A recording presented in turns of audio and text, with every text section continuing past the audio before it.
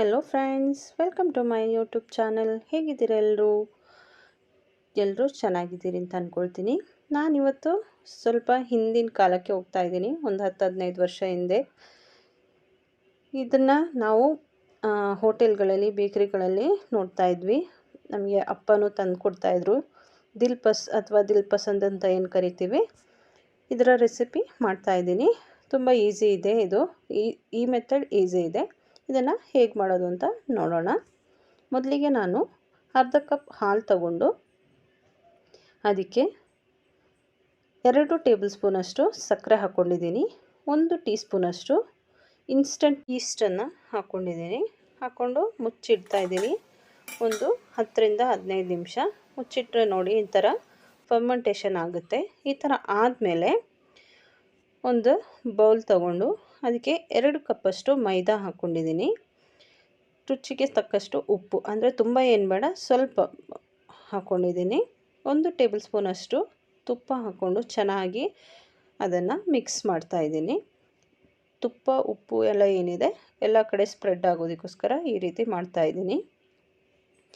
ಈಗ ನಾವು ಫರ್ಮೆಂಟೇಷನ್ಗೆ ಇಟ್ಟಿರುವಂಥ East mix ಏನಿದೆ ಅದನ್ನು ಸೇರಿಸ್ಕೊಳ್ತಾ ಇದ್ದೀನಿ. ಸ್ವಲ್ಪ ಸ್ವಲ್ಪ ಹಾಕ್ಕೊಂಡು ಎಲ್ಲ ಕಡೆ ಮಿಕ್ಸ್ ಮಾಡ್ತಾಯಿದ್ದೀನಿ. ಇದನ್ನು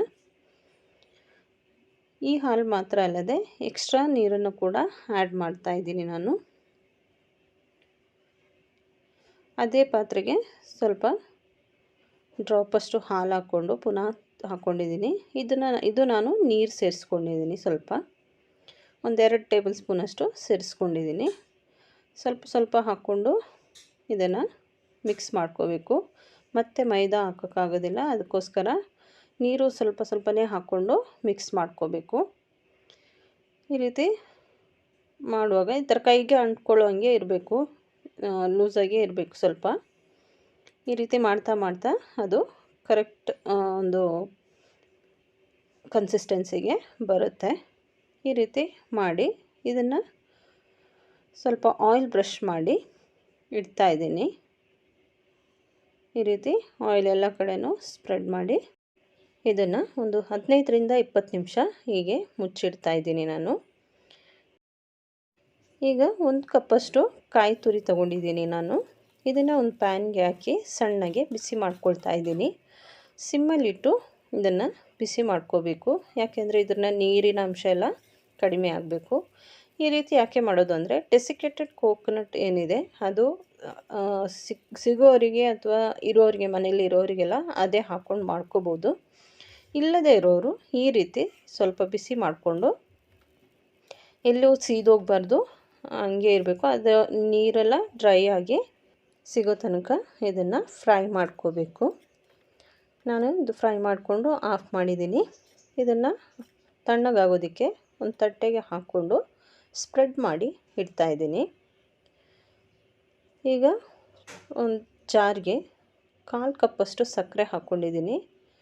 2 ಏಲಕ್ಕಿನ ಒಳಗಿನ ಬೀಜ ಮಾತ್ರ ಹಾಕ್ಕೊಂಡಿದ್ದೀನಿ. ಇದನ್ನು ಪೌಡ್ರ್ ಮಾಡ್ತಾಯಿದ್ದೀನಿ. ನೋಡಿ, ಪೌಡ್ರ್ ಆಗಿದೆ. ಈ ರೀತಿ ಪೌಡ್ರ್ ಮಾಡ್ಕೊಂಡಿರೋದನ್ನು ಒಂದು ಬೌಲ್ಗೆ ಹಾಕ್ಕೊಳ್ತಾ ಇದ್ದೀನಿ. ಈಗ ಇದೇ ಜಾರಿಗೆ ತಣ್ಣಗಾಗಿರೋಂಥ ಕಾಯಿ ತುರಿನ ಹಾಕ್ಕೊಳ್ತಾ ಇದ್ದೀನಿ ನಾನು. ಪೂರ್ತಿಯಾಗಿ ತಣ್ಣಗಾಗಿರಬೇಕು, ತಣ್ಣಗಾಗಿಲ್ಲ ಅಂದರೆ ಅದು ಸರಿಯಾಗಿ ಪೌಡ್ರ್ ಆಗೋದಿಲ್ಲ. ಈ ರೀತಿ ಇದನ್ನು ಕೂಡ ಪೌಡ್ರ್ ಮಾಡಿಕೊಂಡು ಸೇರಿಸ್ಕೊಳ್ತಾ ಇದ್ದೀನಿ.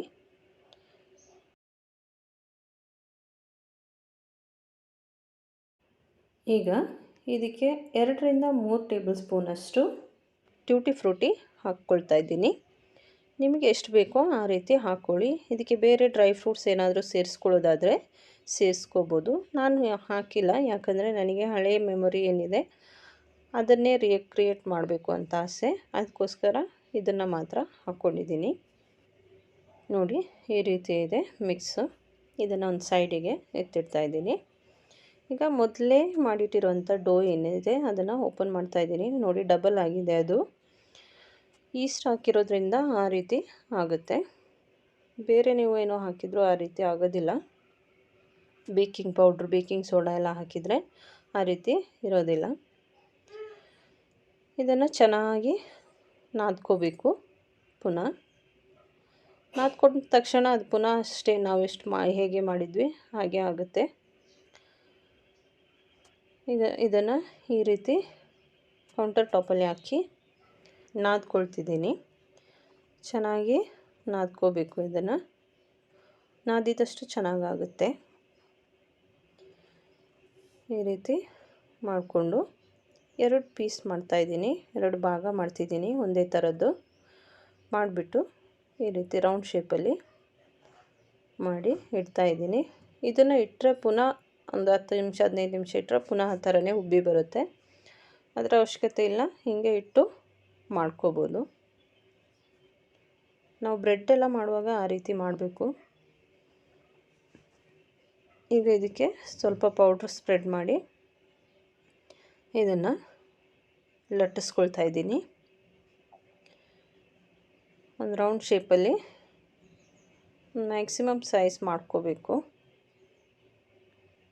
ಎಲ್ಲ ಕಡೆಯೂ ಒಂದೇ ಥರ ಇರಬೇಕು ದಪ್ಪ. ಅದಕ್ಕೆ ತಿರುಗಿಸಿ ಲಟ್ಟಿಸ್ಕೋಬೇಕು. ಒಂದು ಕಡೆ ತೆಳ್ಳಗೆ ಒಂದು ಕಡೆ ದಪ್ಪ ಆದರೆ ಚೆನ್ನಾಗಿ ಬರೋದಿಲ್ಲ. ಎಷ್ಟು ದಪ್ಪ ಆದರೆ ಸಾಕು, ಒಂದು ಚಪಾತಿ ಎಷ್ಟು ದೊಡ್ಡದು ಆದರೆ ತಿಕ್ಕಿರಬೇಕು ಸ್ವಲ್ಪ. ಈ ರೀತಿ ಒಂದು ತಟ್ಟೆ ಮೇಲೆ ಹಾಕ್ಕೊಳ್ತಾ ಇದ್ದೀನಿ. ಈಗ ಇನ್ನೊಂದು ತಗೊಂಡು ಅದೇ ರೀತಿ ಲಟ್ಟಿಸ್ಕೊಳ್ತಾ ಇದ್ದೀನಿ.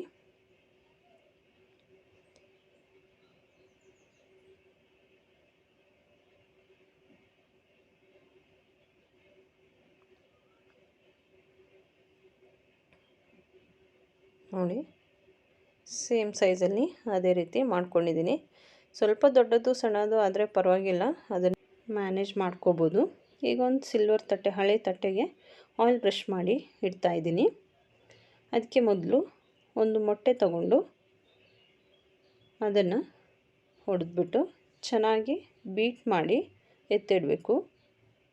ಇದು ಪೂರ್ತಿಯಾಗಿ ಯೂಸ್ ಮಾಡೋದಿಲ್ಲ, ಆದರೆ ಮೊಟ್ಟೆ ತಗೊಳ್ಳುವಾಗ ಒಂದು ತಗೊಳ್ಳೇಬೇಕಲ್ಲ, ತಗೊಂಡು ಚೆನ್ನಾಗಿ ಬೀಟ್ ಮಾಡಿ ಇಡ್ತಾಯಿದ್ದೀನಿ. ಈ ರೀತಿ ಈಗ ಆಯಿಲ್ ಬ್ರಷ್ ಮಾಡಿರೋ ತಟ್ಟೆಗೆ ನಾವು ಫಸ್ಟ್ ಯಾವುದು ಈ ಥರ ಲಟ್ಟಿಸ್ಕೊಂಡಿರೋದನ್ನು ಇದಕ್ಕೆ ಹಾಕ್ಕೊಳ್ತಾ ಇದ್ದೀನಿ. ಹಾಕ್ಕೊಂಡು ಈಗ ಏನು ಮಿಕ್ಸ್ ರೆಡಿ ಮಾಡಿಟ್ಟಿದ್ವಿ ಅದನ್ನು ಸೇರಿಸ್ತಾ ಇದ್ದೀನಿ. ಪೂರ್ತಿಯಾಗಿ ಅದನ್ನು ಹಾಕ್ಕೊಳ್ತಾ ಇದ್ದೀನಿ ನಾನು. ಈ ರೀತಿ ಸೆಂಟ್ರಲ್ಲಿ ಮಾತ್ರ ಹಾಕ್ಕೊಳ್ಳಿ, ಸೈಡ್ವರೆಗೂ ಬರೋದು ಬೇಡ, ಯಾಕೆಂದರೆ ಅದಲ್ಲಿ ಹೊರಗಡೆ ಬಂದುಬಿಡುತ್ತೆ ಅಷ್ಟು ಹಾಕಿದರೆ. ಈ ರೀತಿ ಸ್ವಲ್ಪ ಸೆಂಟ್ರಿಗೆ ಹಾಕ್ಕೋಬೇಕು.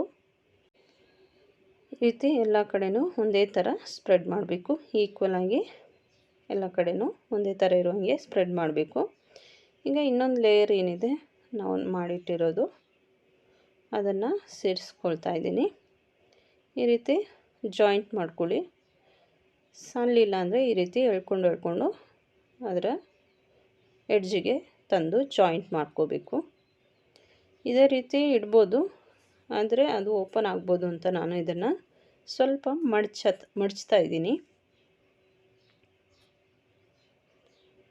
ಈ ರೀತಿ ಮಡಚ್ತಾ ಇದ್ದೀನಿ. ನೀವು ಕರ್ಜಿಕಾಯಿ ಮಡಚ್ತೀವಲ್ಲ ಆ ರೀತಿ ಮಡಚ್ಕೋಬೇಕು. ಈ ಥರ ಇದೇನು ಅನಿವಾರ್ಯ ಅಲ್ಲ, ಮಾಡೋದಾದರೆ ಮಾಡ್ಬೋದು. ಅಂಟ್ತಾ ಇಲ್ಲ ಅನ್ನೋದಕ್ಕೆ ಸ್ವಲ್ಪ ನೀರು ಅಥವಾ ಹಾಲು ಏನಾದರೂ ಒಳಗಡೆ ಲೇಯರ್ಗೆ, ಫಸ್ಟ್ ಲೇಯರ್ಗೆ ಹಾಕಿಬಿಟ್ಟು ಅಂಟಿಸಿದ್ರೆ ಅಂಟ್ಕೊಳ್ಳುತ್ತೆ. ಈ ರೀತಿ ಮಾಡ್ಕೊಳ್ತಾ ಇದ್ದೀನಿ. ಈ ರೀತಿ ಮಾಡಿದರೆ ಒಂದು ಡಿಸೈನೂ ಬರುತ್ತೆ, ನೋಡೋದಕ್ಕೂ ಚೆನ್ನಾಗಿರುತ್ತೆ. ಈಗ ಏನು ಮೊಟ್ಟೆ ಬೀಟ್ ಮಾಡಿಟ್ಟಿದ್ವಿ ಅದನ್ನು ಈ ರೀತಿ ಸ್ಪ್ರೆಡ್ ಮಾಡ್ತಾಯಿದ್ದೀನಿ.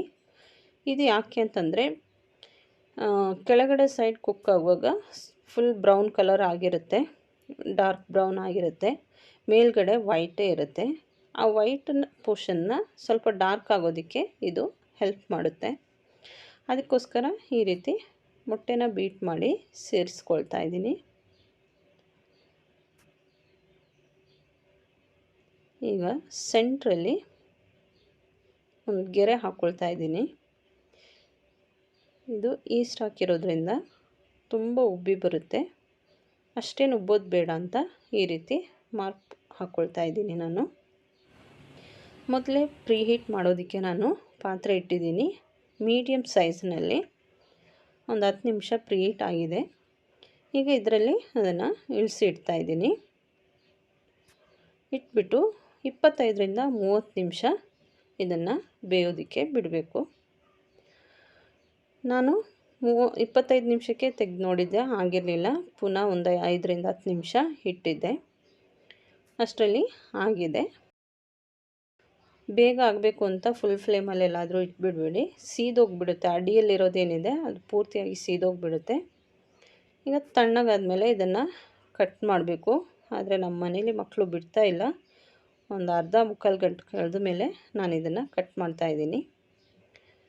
ಆದರೂ ಸಣ್ಣ ಬೆಚ್ಚಗಿದೆ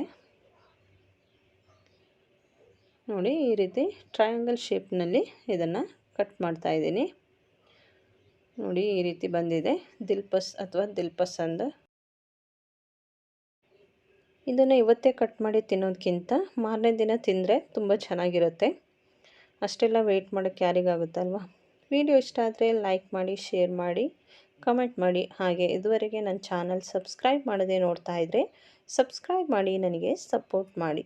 thank you for watching. Take care. See you in next video.